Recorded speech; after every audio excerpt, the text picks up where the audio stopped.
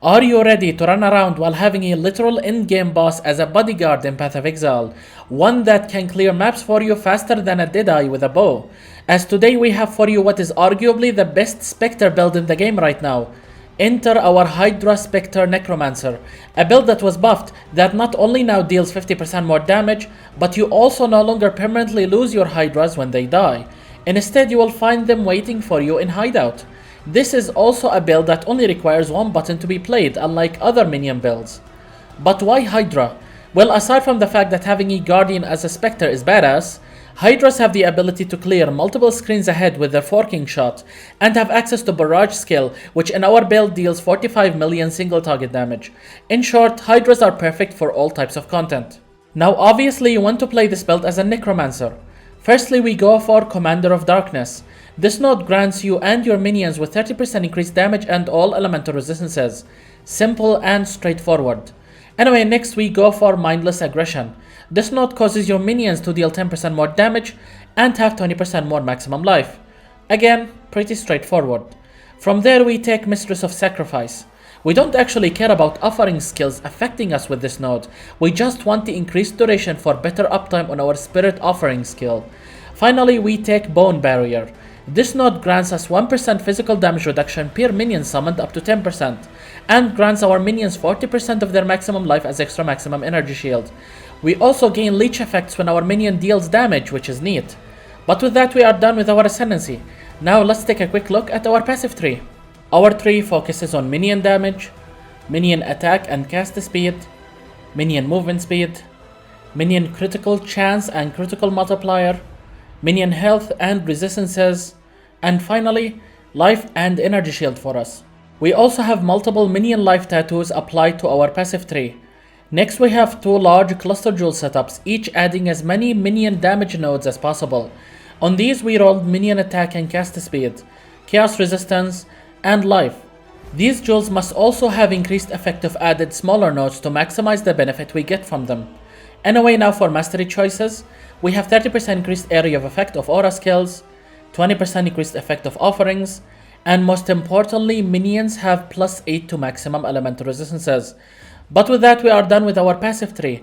Now let's go over items. Please note that this is not a cheap build. Good items are needed to achieve both high damage and survivability for us and our minions. Firstly, we are using Mata's Teaching. This unique scepter sets our minions' base critical strike chance to be equal to its own critical hit chance. This alone makes this the best minion weapon in the game if you scale crit with it. It also grants us +2 to level of all minion skill gems, which is just icing on the cake. And to go with this we have a fossilized spirit shield with some mandatory minion mods like minions deal increased damage, minions have increased critical strike chance, life, and most importantly, +8 to all maximum elemental resistances for minions, which when combined with our minion mastery will cap our specters at 90%. We also have +1 to level of all minion gems, which is optional. Anyway, our next mandatory item is Wraith Lord. This is a no-brainer for any Spectre build because it increases the maximum number of Spectres you can summon by 4. The item itself comes with +2 levels to all minion gems and 4 abyss sockets. In them you want as many copies of an abyss jewel like this one. We are looking for life, resistances, and minion chaos resistance.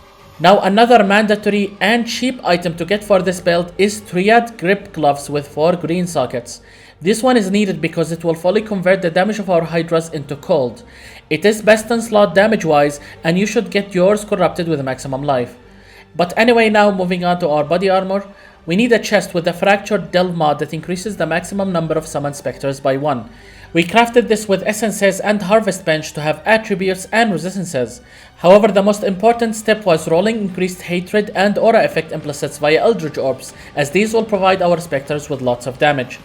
But now moving on to another core rare item for this build, we have a good bone ring with as many minion modifiers as possible. We need stuff like increased minion speed, minion damage, and minion maximum life.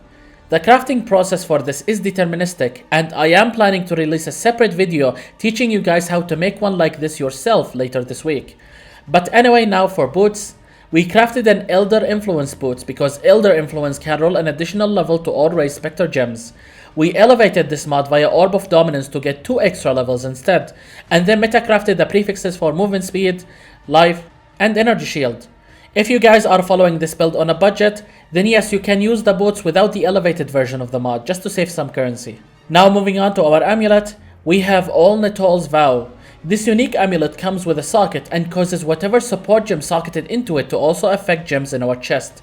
This allows us to run a 7-link Spectre setup, as here we socketed Bone Chill support for around 45% more damage. Make sure to anoint Hollow Effigy on your amulet, as that will make your offerings require no corpse to be used, which is a huge quality of life upgrade. Last but not least, we got Mage Blood. This is here purely for defensive purposes. Minions don't really benefit from your belt slot or flasks, so we went with 5 defensive flasks set up for maximum survivability. If you don't care about dying, then save yourself some currency and get something else. But with that, we are done with our items. Now to quickly go over our gems. For our main 6-link setup, we have Raise Spectre, Awaken Minion damage, Awakened Elemental damage with attacks, Awakened Cold Penetration, Awakened Vicious Projectiles, and Awakened Greater Multiple Projectile support. Anyway, next we got the 4-link reservation setup. We got Hatred, Precision, Awakened Generosity, and Purity of Lightning, which is not linked with the rest of these gems. Anyway, next we have a 3-link offering setup.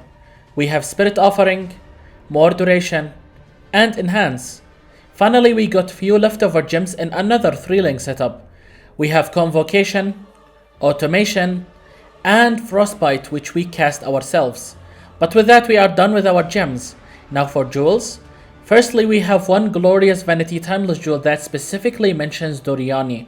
We placed this one in this socket as far away from our main tree as possible in order to limit its destructive downside. We need this jewel here because it converts all nearby keystones into Corrupted Soul, and that one provides us with 15% of maximum life gained as energy shield.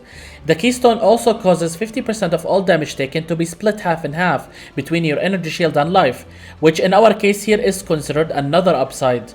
Anyway, next we have one Forbidden Flame and one Forbidden Flesh jewels. Both of these must mention the Witch's 9 life secret Ascendancy node. This one causes 25% of all damage we take to be recouped as both life and energy shield, which is really powerful when combined with Corrupted Soul keystone. Anyway, next we have 3 Grand Spectrum jewels, 2 of which grants our minions extra critical strike multiplier per Grand Spectrum, and the last one grants us 3 minimum endurance charges for extra defense. Our last unique jewel is Melding of the Flesh. This one caps all of our maximum elemental resistances by the highest one instead.